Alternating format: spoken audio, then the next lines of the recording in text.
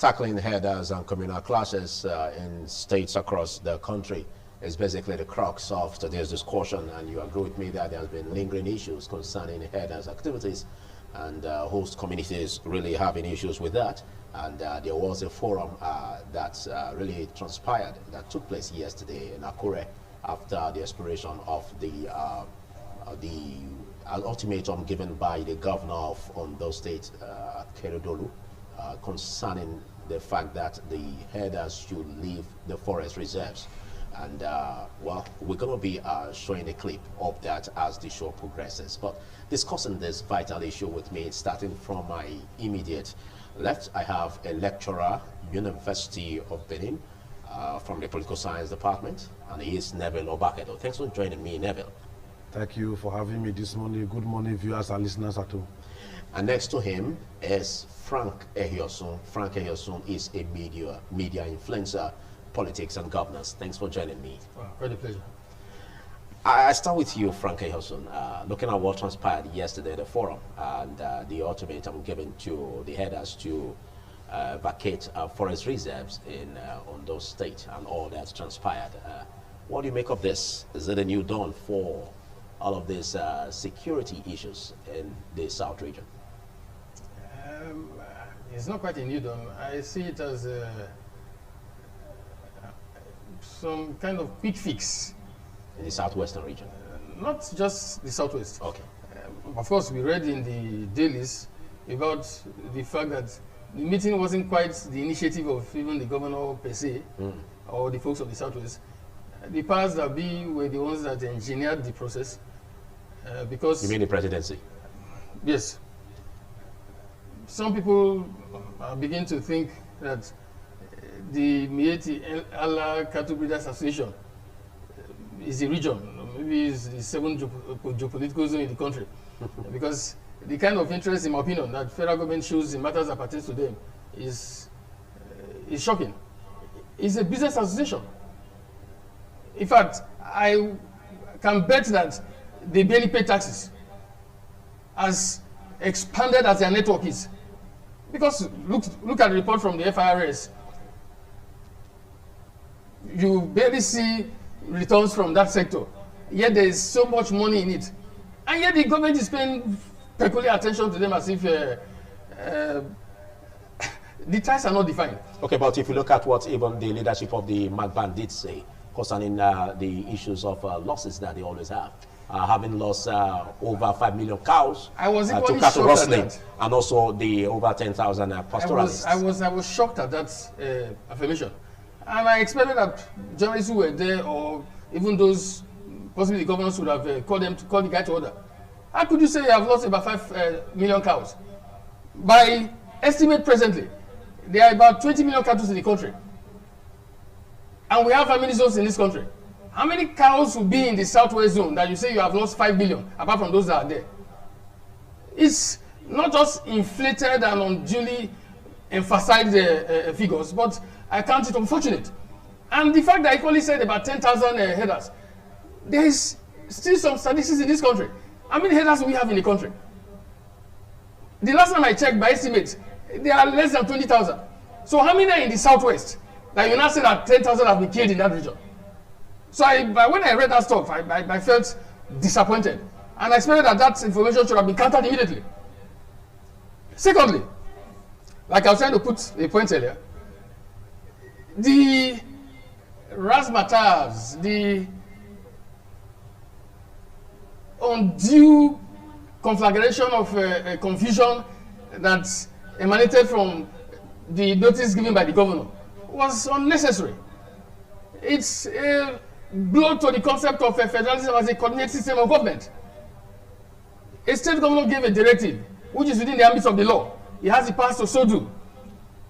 The spokesperson to the president, without due cognizance, without taking look at the statements credited to the governor, strictly to ensure that the words are construed before points are given in its light, just came out and said it's unlawful. In fact, even inspiring people residing in a state to flout a directive of a state governor, which is a recipe for lawlessness and anarchy.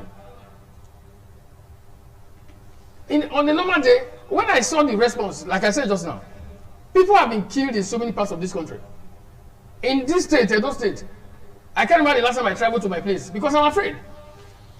Very sorry tales. You are not sure who is next. Was it not a few weeks ago that a citizen of the state as high as the head of service was kidnapped in this state? So who is safe? Even policemen in this country are no longer safe. Okay, I'll come so back. All these things have been happening. No pronto response from the center. But a directive given within the ambit of the law telling headers, the governor was categorical. He said criminals masquerading as headsmen. He didn't even say they should leave the state. He said the forest reserve. So my point is, government doesn't react duly when things affect citizens that are even very sensitive to our existence as a nation. But stuff that pertains to these business associates, who, like I said just now, barely pay taxes if they even do any such to the center. Okay. And yet government takes them as a priority, possibly more than the nation itself. Okay. We're going to be playing the clip on what transpired yesterday in the forum as the Southwest governors converged in Akure yesterday, the state capital of Ondo State. We'll take that clip, and after that, we analyze what transpired. The meeting was convened to discuss ways to resolve the security challenges in Ondo State and Southwest zone of the country. Chairman Nigeria Governors Forum and Governor of Ekiti State, Dr. Kayode Fayemi, Osun State Governor Boyega Oyetola, Governor of Jigawa State, Governor of Kebbi State, Atiku Bagudu, National President of Mieti Allah Cattle Breeder Association of Nigeria, security chiefs, in their remarks, condemned criminality and agreed to work together to fish out those hiding under the guise of headsmen to wreak havoc in the state and Southwest. I want us to ensure that we are able to resolve this amicably and then ensure we have a standing committee like we have in our state of both government, MAPAN that represent herdsmen on a large scale, and the farmers. If you're able to do that, you'll be able to resolve most of these issues amicably. Criminality in any form will not be condoned. Ensure that we go after the criminals, all of us together.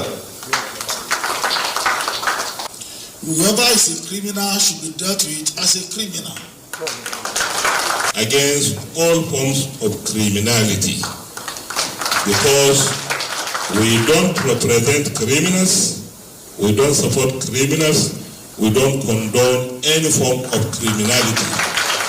MAPAN is a peaceful association. Night grazing must stop, whether in the south or northern part of the country. Media is partner in progress. The world is not waiting for our country. If we continue to cause agitation in our land, we compound our problems. They're using our forest reserves as the area of coordination. So anybody who is there illegally has 7 days to vacate the place. In a communique issued at the end of the meeting, Dr. Kayode Fayemi said it was resolved that criminality should attract punishment, while security agencies should step up efforts to fight criminality. A standing committee comprising farmers, herders, officials of government to be set up to ensure synergy and result. It was also resolved to stop free-range grazing to avoid conflict between farmers and herders. Meeting discussed vigorously and resolved that the security and welfare of the people of Nigeria is the primary purpose of government, as enshrined in the 1999 Constitution of Nigeria as amended. That the order of the Ondo State Governor was misconstrued and misrepresented by the media, and that he only ordered those occupying the forest reserve in Ondo State illegally to quit, not Fulani herdsmen to vacate the state. It was also resolved at the meeting that night and underage grazing should be stopped. From Akure, the Ondo State capital, Jonah Omowa reporting. Thank you very much, Jonah Mowa, for that Act 1. And, it has been resolved. The resolutions arrived at. They say that the criminality in all of this must be punished. I think if we look at what transpired, Nebilo Bakedo, in that forum, all the resolutions made, will you say it was a success? Because not only were we having the Southwest governors, we also had governors from Jigawa, from Kebbi State, and also with the aspect of the fact that it was said that even the Ondo State government's report on the headers vacating the forest reserves was misrepresented by the media. Well, I don't know what's your contributions or reactions in that matter. Well, my contribution to the subject matter of debate just now, which has to do with national security, and the particular an aspect of it that have to do with activities of herdsmen, whether in their relationship with farmers in the community that they operate, or with activity that is associated with the criminal elements among them on the highways and in the forest. This is the crux of the matter, and the matter should be taken and handled seriously. It baffles me that at the end of the day, some governors will be pointing fingers at the media as misrepresenting what the governor said. What the governor said is on paper. Is what the governor of Ondo State said, Akeredolu, who is also a lawyer and former NBA national president, is a document, it's on paper. So if anybody is saying the journalist misquoted the governor, they should bring out the exact quotation of the governor. And the media is keeping quiet. It pains me that the media cannot tackle anybody that is accusing them of misquoting what the governor said, which is on paper. It's a document. Let me start by saying that all the people who were in that meeting, they were joking. Really? Yeah, they were joking in the sense that a problem that is going to consume this country in the near future. No. That we are seeing now. Let me explain now. We don't hope that I'm any not problem will hoping. consume. This is an analysis. This is an analysis. If I analyze and it's not correct, time will still tell. In 2015, the World Bank wrote a report about Nigeria. No, before 2005, I beg your pardon. The World Bank wrote a report about Nigeria. That Nigeria, Syria, Pakistan, Afghanistan, Somalia, and some other countries were going to dismember by 2015. But it never happened. Some other countries that were listed in that their report, as we are speaking now, they have known no peace. It's only Nigeria that will still have element of peace.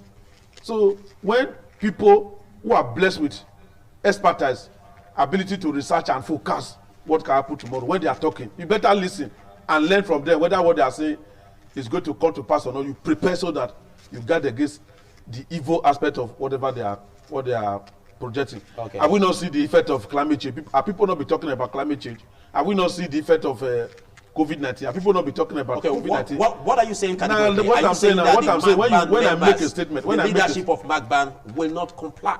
When I make a statement about the matter that is on ground now, which is activities of herdsmen, yes, you will just give me opportunity to say what I have to say, because what I'm going to say is not going to affect you in terms of your relationship with NBC, and it's not going to affect me because what I'm going to say is a fact that is in public domain.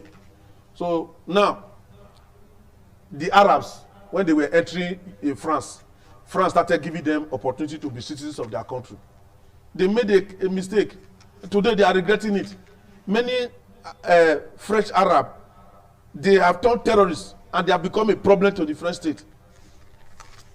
I use that one as a basis to let you know that if this matter of Fulani herdsmen and farmers clashes across the country in all the geopolitical zones, if it is not handled with the utmost seriousness that it deserves, it is likely to lay foundation for destruction of this country ahead of time. Nobody is praying for it, but we are seeing it manifesting.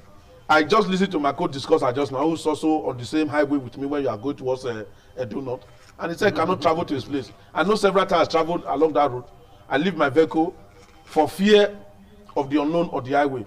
and so on. Sometimes they call me, I say I cannot come. Why will you be afraid when you are in a state? Why will I be afraid? There is a government. Yes, that is why the issue of the Fulani Esme and the activities. Are you trying to say that you've lost confidence in the state government's outfit, security-wise? I have not lost confidence. So before I talk about state government, let me talk about what happened in Akure. What happened in Akure is just like a cosmetic meeting. The meeting was not at the instance of the governors of Southwest, because I saw governor of Jigawa State, I saw governor of Kebbi State. Yeah. They came to represent a particular interest. What is the interest? They are making laws in their state. As anybody from here, a South governor, Southeast governor, gone there to go and say the law that you are making that is affecting non-indigenous, who are a threat to the peaceful coexistence of the society. The law is affecting our people, so let us meet with you so that you can support down the law. The answer is no. Now, we have seen people be killed on the highway and in the forest. And when the report gets to the public domain, you discover that it is the criminal elements among the Fulani elders that are named. If it is Lagos Road, if it is Auchi Road, if it is Delta Road, if it is Ibo Road, anywhere, they are the people that have been mentioned. I expect any governor of Kebbi State, I expect any governor of Jigawa State, or any other governor that is interested in the activities of Magban, to say, now we are going to work with Magban in your state, in Ondo State, to fish out the criminal elements who destroy the name of Fulani S-men, who act as criminals in your state.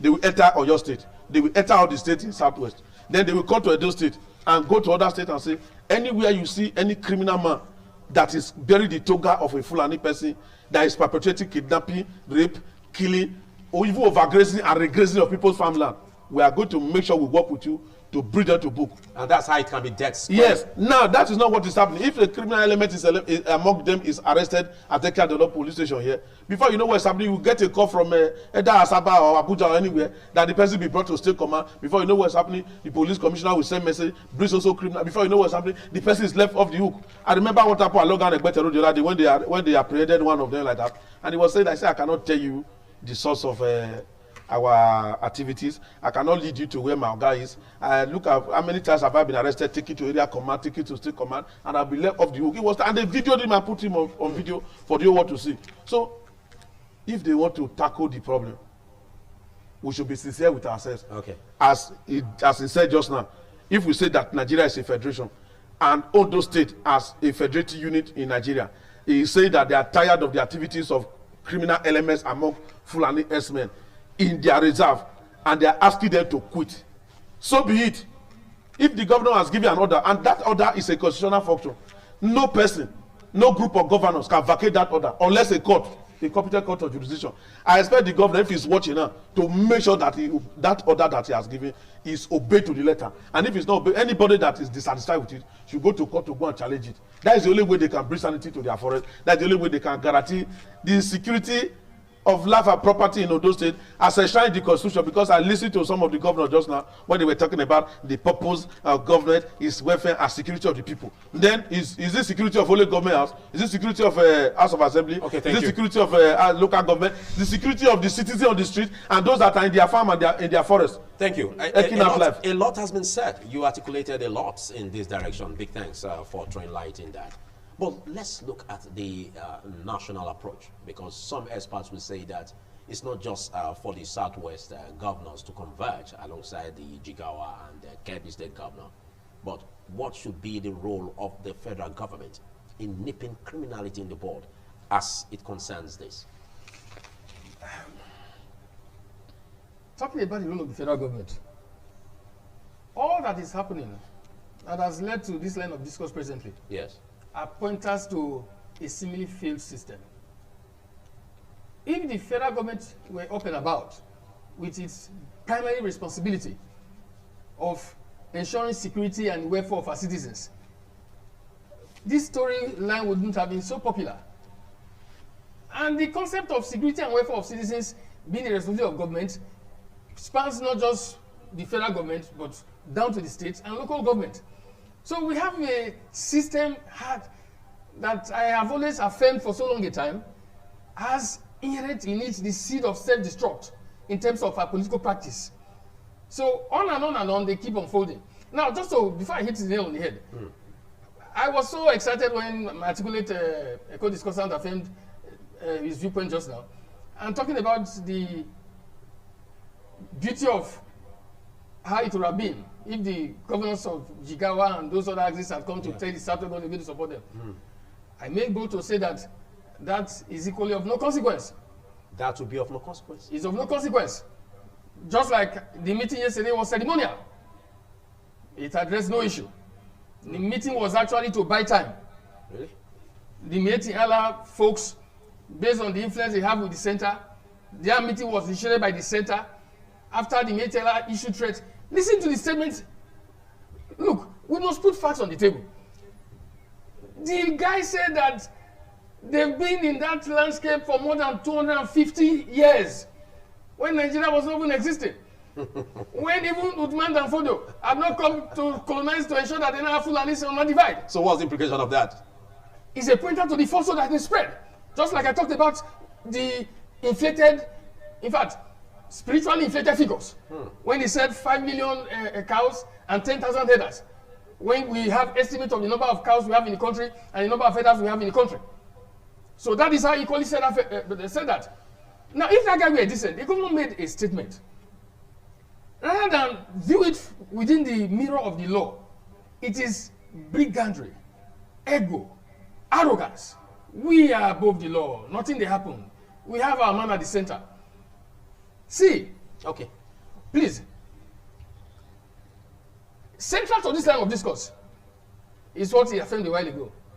If you listen to the statement credited to Sunday Adeyomo, aka Agoho, Go. he said very categorically one of the motivations that led to that also they went about. In fact, that was why you see the ranting of the police to arrest him now became swallowed in the gamut of tete-a-tete and some conventional discourse. I listened to the special advisor to the governor of Oyo State on security yesterday morning on Channels TV, where the guy was very frontal in his viewpoint. He said there were things they got to know that got them shocked. That Seriki in question of the Fulanis, that what the guy has been doing, he had been a law to himself in Ibirapa in Oyo State. Now, as a Southerner, I'm a Nigerian, but I can tell you that I'm ashamed of my divide, the part I come from, which I'm part of, the South. We are one Nigeria. Go to the northern part of the country. Ask your friends who live there whether you've heard of somebody that is a thief that is from the west or from the east or from any part of the south. The case will not get to law enforcement agents. The imagination of committing crime over there, just the imagination of it can bring consequence, not even carrying out the action. But me as a Southerner now in my own place, I can't travel to my village because of people from a different divide. Now, I feel personally that the bulk of our leaders in the South, our governors, have failed us. That is a very vital point to be noted. Northern governors coming to say they want to assist. How will they come? Are they chief security officers of your state? We only have one chief security officer per state. Okay. And the best is only for whatever it is that goes on. So talking about the federal government. Now, the federal government had always wanted that behemoth to be sustained. You see, everything about Nigeria, even our policing structure, if you x-ray the history of our policing, though there was some beautification recently where F was removed to just make it Nigerian police, they removed the force. That removal of F does not remove the orientation and the decadence that was carried over from the culture of those who created the force from the outset, which was when they created it, as far back as 1861, when Akoya Masters came on board to set up the force. See, the first units of force that were set up, there were about 60 or so persons that were put together in the Eko divide as it is presently. And their mission was to ensure that they brutalize the citizens and subjugate them so that they will be submissive. That was the essence of policing as created by our colonial masters for us. And that culture is what has been carried over. Now, policing is supposed to be communal. Now, do you see that for the first time I watched on the Daily Trust conference the other day, where Northern leaders came and said that they now appreciate the concept of state police. Now, one of the guys that spoke said that when he witnessed the brigandage and what was going on in his own state in Bonu, and discovered that it was only the local vigilantes that had the capacity to make due impact Even when police and army wants to do stuff, without partnership with these guys, there's little or no consequence. Now that is when he now had to appreciate the fact that we need state police. I said, look at a country. All these years we have been clamoring. There should be state police. Policing should be close to the people. They intentionally ensure that policing is far from the people. Or because some people wanted to use it to ensure that the people are subjugated and held at ransom. Even transfer of people to ensure that people from other places are transferred to distant places. It's part of the strategy from that point in time. Not to promote policing for the benefit of the people, but to promote policing to hold the people to ransom, to be exploited at the expense of those who want to hold straight to power. Okay. That is what brought us to where we are. So the federal government has enjoyed that seeming being in charge, but there's consequence for actions and inaction. That is where we are today. Okay. From a fallout of the forum, it was discussed that, well, the resolution was that criminality must be punished, fishing out the perpetrators and ensuring that they are punished. Now, to put flesh to this, what do you expect the federal government to do in this direction to ensure that no ox is God, no matter what, to ensure that the criminality actually is punished in terms of all of this? What do you see as the arrowhead decision or action that the federal government should take? Never. Let me tell you the truth. The federal government of Nigeria, under President Muhammadu Buhari, will not do anything. No. Don't be pessimistic. Listen, you ask me a question. Let me answer you now. But I want you to see it from the optimistic point of view. I believe that the government, the federal government, if they want to do something, they can do something to save the situation. Okay, what should but they do? The government of President Muhammadu Buhari will not do anything. I will give you the instance. In the case of Benue State, when almost on a daily basis people were being brutally murdered, communities destroyed by this same set of people, and the government now came up with a law, anti-grazing law. I watched one defense minister, retired Brigadier General Bashir, when he was talking on television. They had a meeting. Community people, farmers, Fulani herdsmen, they had a meeting, and he was there at Abuja. After the meeting, he granted the interview to pressmen. And he was like, the reason why the Fulani herdsmen are killing people in Benue is because the people went to block. Some, as alleged. Go ahead. The reason why Fulani herdsmen were killing people in Benue State was because the people went to block grazing route. That was the language I used. And he now asked the question. He was hitting his head like this. He said, does that make sense? Does that make sense? Defense minister, a retired brigadier general, he was saying that on television. If you check your archives now, you will see the video there where he made that statement. And I was like, a defense minister of a nation who knows something about security could not make this kind of statement. So what if you trace his origin, he's a Fulani man, and a man at the head of a defense ministry. Yes, you do not expect him as an advisor to the president. But we can't go on and on talking about the negative side. We cannot go on and on. If we want the federal government to take a decisive action, I think it's right for us to look at the course of action. General Dan Bazao the other day, when he was the Eternal Affairs Minister, he said he paid about 600 billion to some Fulani herdsmen to stop the killing across the country. And so on. The question is this: can the federal government of Nigeria handle this matter? Okay. The answer is yes. They can handle it, but just now, they are not ready to handle it. Why did I say that? On election day, every community in Nigeria, including my own community, you will see soldiers, police, and security. No form of insecurity in the community across the country. Everywhere, well-organized security network. If the government of Nigeria, the federal government of Nigeria that is controlling the police, controlling the armed forces, even though the governor is said to be the chief security officer of the state, if they hear, because they are hearing, that there is insecurity in Ondo State, for example, and this security is being perpetrated by a particular group of people, it is national interest, not personal interest, not group interest. The government should move there and flush out the criminals there. Okay. If they hear that they are now operating in Edo State on government spaces of a forest reserve or a Esan Forest Reserve or Akoko Forest Reserve or Isako Forest Reserve, wherever they are operating.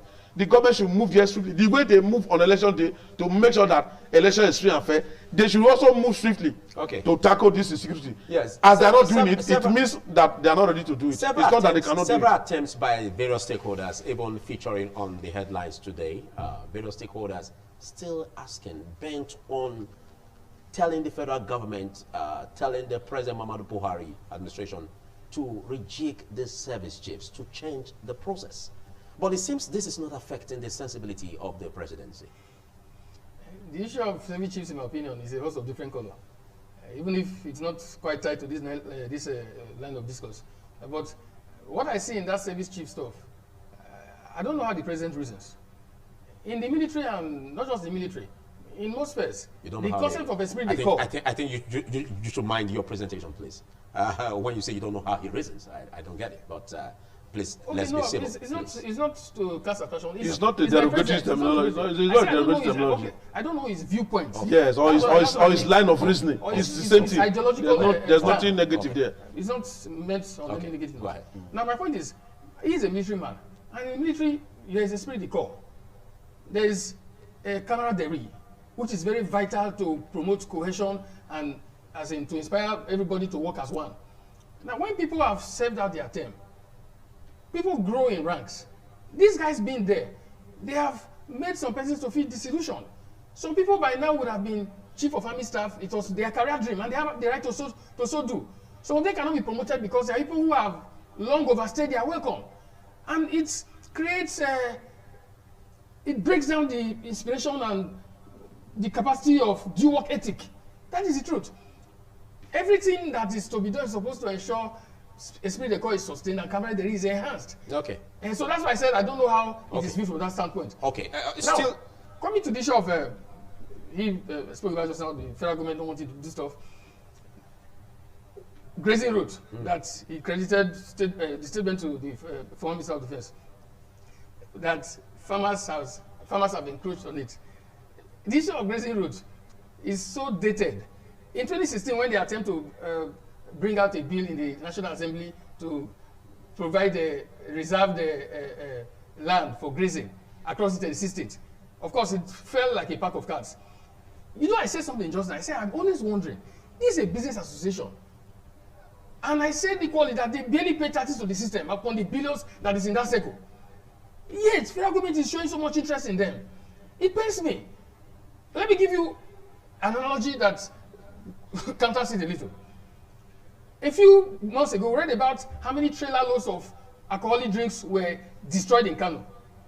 When I read in the papers, I said, what kind of country do we live in? See alcoholic drinks, how many trailer loads? What millions destroyed? Now, this same state government that destroyed these trailer loads of alcohol, they receive tens and hundreds of millions monthly, hundreds of millions from VAT, from the alcohol that people drink in the south. You accept the money that comes from this alcohol, but you are destroying the alcohol for people not to. It's just a bundle of contradiction. Okay, drive a point home. By the side. As at 1950, we had about, our population was estimated to be about 33 million.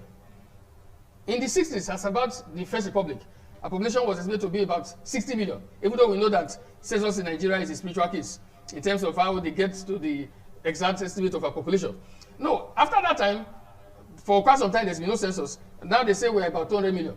The bulk of what we call our population is actually based on Bretton Woods Institute's estimate. Okay, go straight to the point. Now, the point is this. These grazing routes have been overtaken by a number of factors. In Nasarawa State, for example, this is credited to an official of Métis Yala, where they were giving a brief. The House of Assembly in Nasarawa State is located in the grazing route. The cattle market in Nasarawa State presently, the capital there, the cattle market itself is located in the grazing route. Now, that's to show you that in the north, where they had so much of these routes gazetted, it's been overtaken for decades. Okay. Because population has grown from 33 million to 60-something million to about 200 million. The problem is that these guys and their businesses have not thought out their processes and evolved duly. Okay. People that we do businesses in this part of the country, we have fishermen, we have people that rear goats, they don't beg the state of federal government to intervene for their businesses. Okay, as we round off, let's look at the implications of all of this, what transpired in Ondo State. And good news is that even on the headlines, they're saying that some of these cattle headers are registering their businesses with the Ondo government. But suffice to say this, that some may fail to register and may find their way out and maybe coming towards the Edo State region. What do you see as the state government's plan to curtail these activities of the headers in making sure that they stick to the rules and plan and laws of the land in Edo State? Edo State government, Edo State governor, go straight to the deputy governor. All of you are watching now. If you are not watching, you can still play this video. People that are living Southwest, they are coming to Edo State. Those that are living Kogi State. No, you can't say that. You can't say that they are coming. You don't have an authoritative statement. No. But he doesn't have an authoritative statement. You are only speculating. Yes. But what do you see as the comport of the state government in tackling this? It seems as if you don't know me. I do research, and I can tell you what happened in Ovia Southwest yesterday over people estimate that have entered Edo State. Okay, go straight to the point. You have 2 minutes. So when I talk because I know that police can be waiting for me outside the SSS to say that thing you said just now, come and prove it. And I will prove it. Now, I'm appealing to Edo State government. I'm appealing to traditional rulers. I'm appealing to politicians in Edo State, highly placed persons in Edo State, that are cattle breeders. They have estimate that help them to move their cattle around. They should register with Edo State government. Edo State government should come up with a policy to curtail the activities of Fulani herdsmen. We can learn from what is happening in other states so that history will not repeat itself here.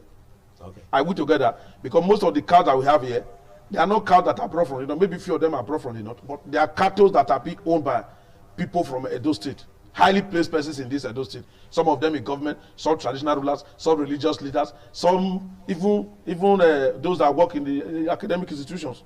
So let us now come up with a law, because Edo State government does not have a law that governs grazing, overgrazing, regrazing, and the rest of them, so that we can, one, tackle the issue of Fulani herdsmen and community clashes, and then we can tackle the criminal aspect of it.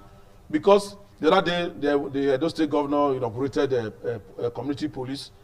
I was present at the police training school where those people were now, where they graduated and they have been talking about the police constables? Yes, okay. Constabulary police. Okay. Now it is now time for the Edo State government to engage them and engage vigilantes or community group to tackle insecurity, whether the insecurity is coming from Fulani herdsmen, whether it's coming from indigenous of Edo State, whether it's coming from other people that are from other states, because Edo State is like a transit state. Okay, thank you. So that we can put insecurity. Thank you. To you check spoke on about that, just like in the West, they have the Amotekun Corps. What are we doing in Edo State in terms of curtailing that? Is it just the police constables? As we round off on this. I think the most important thing here, the challenge we have is not Fulani herdsmen. The challenge we have is insecurity. Okay. So the fact that right now maybe close to between 85 and 90% of those who carry out these acts seem to be from a certain ethnic group is not what is an issue. It is a vacuum that people exploit. There's insecurity in the land. So if it's not Fulani herdsmen today, it could be another group tomorrow. Okay. The main issue is the culture of impunity. Okay, what should be the stance by the state government? He just made mention of the fact that they will be coming here. But that is his opinion anyway. No, when you say they will be coming here, that's his opinion. What do you make of the Edo State government preparedness? No. I'm talking about those who failed to register with the Ondo State government. They're already here, but some are also coming. See, apart from registration, how do we tackle this? See, it's the same issue of insecurity. Government must be up and about. It's unfortunate that the security system in the country is what it is. But as we are going, the state governor, the chief officer, we know he's handicapped. All the governors, unfortunately, in Nigeria are handicapped. But I think they've enjoyed being handicapped because it doesn't seem to, they don't seem to be held to account the way things are. But right now, they have to be up and about because the people are being killed like chickens. That is the truth. See what happened in, it was on a station I watched it, where a driver said the kidnap case took almost 4 hours, not too far from Benin. Vehicles were being blocked almost 4 hours. Now, you now imagine that, even if it's not security agents. Okay, and even at that, you are saying that the state government or the governor is handicapped in all of this? Are you saying that actions can be taken even as the state governor? My point of, when I said handicap, it was generic. I made it general because of the prevalent security system we practice. Yes, That's the truth. and I told you, let's look at the Edo State case. Let's make it unique. What should he do? He's the chief security officer of the state. The constabularies have been empowered to start their work. But I think what they can do is simply intelligence gathering. Okay. The network that will come and enforce security duly is still central. That is the truth. Okay. And impunity is one key factor that he mentioned just now. The Adeyomo, the guy he went to attack, that Seruki, there's one core point that they highlighted. There are so many people that they have caught before, arrested, they were handed over to the police months after they see that they've been released. Okay. So see all this stuff we have been talking about for the past how many years? I'm sure the number of herdsmen or kidnappers that have been arrested will be in thousands. Which person has been sentenced? Where is conviction? Where is trial? Even in Oyo State, the special advisor to the governor of security said there are 51 people who have been arrested.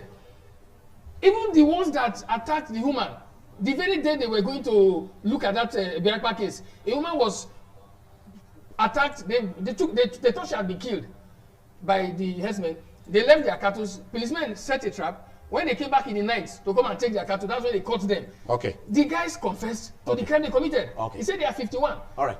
No convictions. Thank you so much, Frank Hilson, for taking our time to be part of this show. And big thanks, Neville Obagedo. Thank you. Lecturer at University of Benin, for taking our time. Well, I think we're going to be having more discussions in this line of direction concerning all of this about insecurity and how it can be nipped in the bud.